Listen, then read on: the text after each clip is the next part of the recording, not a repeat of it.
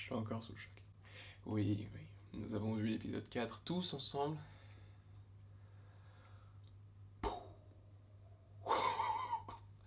Ah non, c'est... Ah, c'est bien. C'est très bien. Quelle note je lui mets? Bon, 10 sur 10. Est-ce que je suis objectif? Pas du tout. Ah, bonjour. Vous allez bien? Moi ça va extrêmement bien, pourquoi? On est vendredi aujourd'hui, c'est une journée Marvel, aujourd'hui tu vas être gâté en vidéo. Il y a la review, il y a des vidéos théories qui arrivent, pas de vidéo sur les pubs, puisque bah y a pas eu de pub. Là on rentre dans le vif du sujet.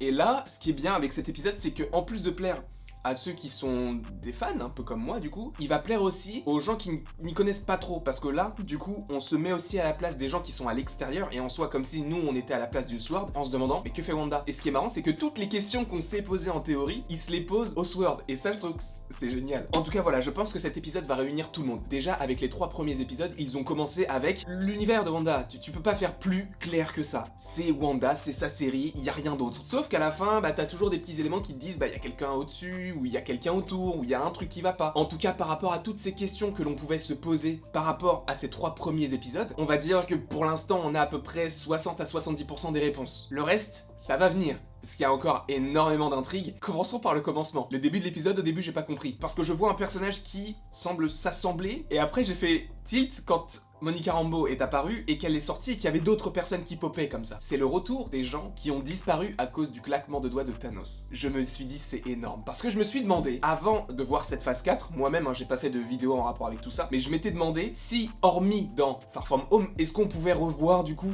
cette idée de personnes qui repopent. Et ça j'ai trouvé déjà c'était hyper stylé parce que on te remet entre guillemets dans le bain des Avengers. Là on sort vraiment de la sitcom. Vraiment, là on n'est quasiment plus du tout dans la sitcom et on s'intéresse beaucoup moins à Wanda et à son contenu, puisqu'en soi, l'épisode 4 rassemble tout ce qu'il s'est passé de l'épisode 1 à l'épisode 3 pour te montrer en fait le point de vue du Sword. Et donc tout est mis en œuvre pour te donner l'eau à la bouche, parce que là c'est lié aux Avengers, t'as le Sword, déjà cet épisode 4 est bien, trop bien. Ensuite on apprend que Maria Rambeau, du coup la meilleure amie de Captain Marvel, est décédée, et on l'apprend en même temps que Monica qui elle du coup avait disparu avec le claquement de doigts de Thanos. S'ensuit alors le retour de Monica Rambeau au Sword, on comprend que c'est la mère, donc Maria Rambeau, qui a fondé le Sword, et j'aurais bien voulu avoir un lien avec Captain Marvel. Alors pas forcément qu'on la voit, mais qu'il y ait un lien. Alors il me semble que les premières phrases du début, c'est en rapport avec ce qu'il se passe dans Captain Marvel, où il y a un truc comme ça par rapport à Maria Rambeau et Monica quand elle est petite. Il me semble qu'il y a quelque chose comme ça. Ensuite, ce qui m'a marqué, et ça, on va en faire une vidéo. Je suis obligé, excusez-moi, mais je suis obligé. Alors je vais pas trop en parler du coup dans la critique,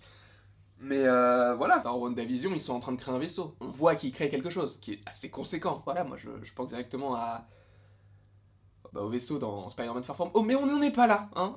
Est-ce que Wanda teaserait Secret Invasion? Ça arrive bientôt, t'inquiète pas, d'ici aujourd'hui ou demain. Mais ça arrive, t'inquiète pas du tout. Hein. Mais donc, là, on a d'autant plus la confirmation, mais...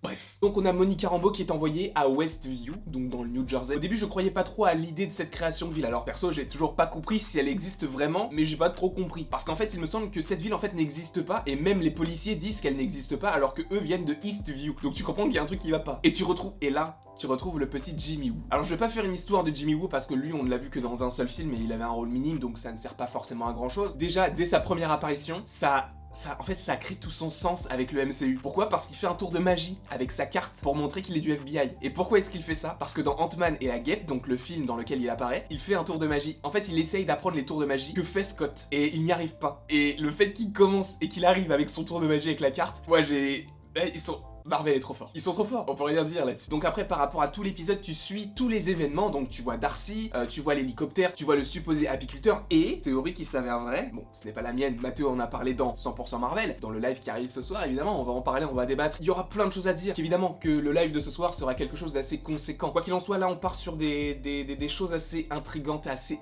intéressantes. Marvel est vraiment dans le futur. Du coup, en fait, avec cet épisode 4, ça permet aux gens qui n'ont pas compris, parce que j'ai eu beaucoup de proches qui m'ont posé des questions en me disant mais du coup WandaVision je comprends pas, ça se passe avant, ça se passe après. WandaVision, en tout cas au début, se passe 3 semaines après le retour de tout le monde. Du coup ça se passe entre guillemets 3 semaines après Avengers Endgame. Là ça prend tout son sens. Pourquoi? Parce que tu as Spider-Man Far From Home qui se passe peut-être juste avant WandaVision, mais peut-être aussi au même moment. Et du coup par rapport à la fin de Spider-Man Far From Home, tu aurais le film Spider-Man 3 qui pourrait se passer juste après Spider-Man 2. Et logiquement, tu aurais Spider-Man 3 qui se passe à peu près aux alentours de WandaVision, ce qui fait que tu pourrais avoir un Doctor Strange qui passe d'un programme à un autre. Je dis ça, je dis rien, ça arrive bientôt, la vidéo est préparée, ne t'inquiète pas cousin. Par rapport à la chronologie, on a WandaVision qui se déroule 3 semaines après Endgame, et on a à peu près la même chose pour Far From Home, et si Spider-Man 3, en tout cas le début du film, se déroule juste après Spider-Man Far From Home, le fait que Peter Parker se cache, etc. Cela veut donc dire que WandaVision et Spider-Man 3 se déroulent à peu près au même moment. On en parlera d'autant plus dimanche. J- quelque chose, c'est pour dimanche.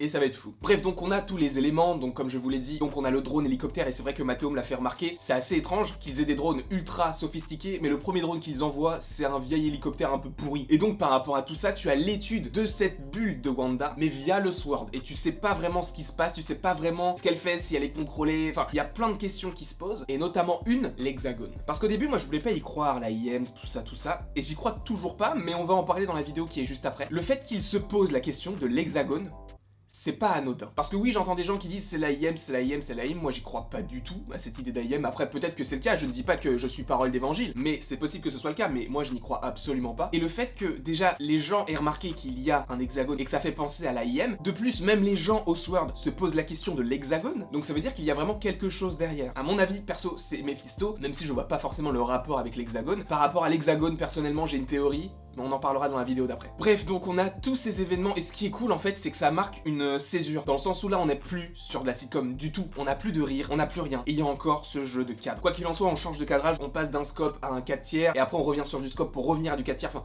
ça change beaucoup, ça peut te perdre un petit peu parce que tu ne sais pas si c'est dans la série de Wanda, si ça se passe dans la vraie vie, et c'est vrai que tu as plein de moments où tu es en scope, et où tu es dans la série de Wanda, comme si tu sortais de la série, comme si ce n'était plus Wanda, mais que c'était quelque chose derrière. On en parlera aussi dans la vidéo d'après. Il y a tellement de théories à faire sur cet épisode. Il y a trop de choses, et je suis trop hypé. Et je suppose que vous aussi. Mais oui, on parle. Mais Vision.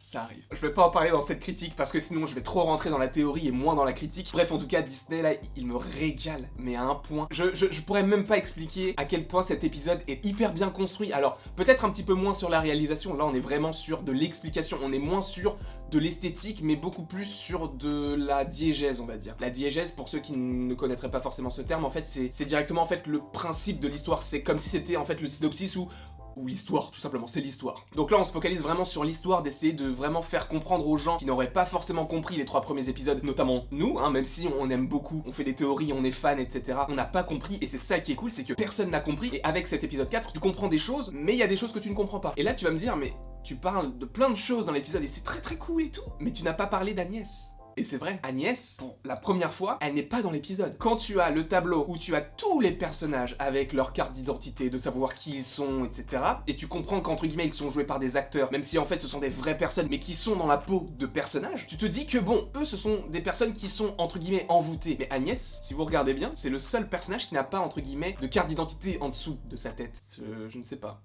Je ne sais pas, moi je dis ça, je dis rien. Encore une fois, énormément de vidéos arrivent par rapport à tout ça. Agnès, elle est tellement intrigante. Moi je vous le dis, Agnès et Mephisto. Voilà. Après il y a encore des théories, il y en a certains d'entre vous qui me parlent souvent du mari d'Agnès que l'on ne voit jamais. C'est aussi possiblement Mephisto et c'est pour ça qu'on ne le voit jamais. Peut-être qu'il agit entre guillemets en secret. Personnellement quand j'ai vu qu'on ne le verrait jamais, je me suis dit que c'était possiblement une référence parce que dans beaucoup de sitcoms américaines, en tout cas de ces années et même un petit peu plus actuelles dans le sens où il me semble que dans les années 80-90 tu avais la sitcom La Nounou d'Enfer. Et en fait dans cette sitcom tu avais le père du personnage principal qu'on évoquait dans tous les épisodes mais qu'on ne voyait jamais. Et ça c'est un principe qui est souvent remis dans les sitcoms, donc j'imaginais vraiment que, sachant que WandaVision se base sur des sitcoms aussi, qu'ils faisaient juste cette petite référence, mais c'est vrai qu'ils peuvent utiliser aussi cette référence que l'on voit dans beaucoup de sitcoms pour introduire Mephisto qui se cache. Après moi, Agnès, je vous le dis et je vous le dis depuis le début, je ne la sens pas. Et ce n'est pas parce que dans les comics elle est gentille, que c'est le mentor de Wanda, etc., qu'elle n'a pas de mauvaises intentions. Le prochain épisode pourrait revenir un petit peu au standard que l'on avait par rapport aux épisodes 1, 2 et 3. J'ai adoré cet épisode parce qu'en soi il peut plaire